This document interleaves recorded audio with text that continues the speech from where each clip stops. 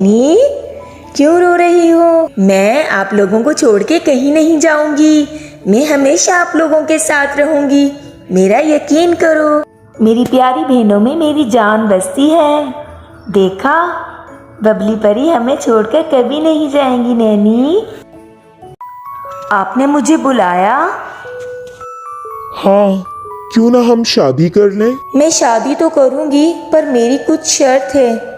बोलो बबली परी, जो आपकी शर्त है मैं बिल्कुल मानूंगा। ठीक है, अगर आप मुझसे शादी करना चाहते हैं तो मेरे साथ मेरे इस तितली महल में ही रहना पड़ेगा, क्योंकि अम्मी पापा मुझे छोटी बहनों की जिम्मेदारी देकर गए हैं।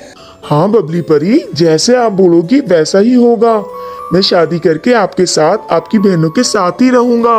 ये भी तो मेरी छोटी बहनें हैं ना।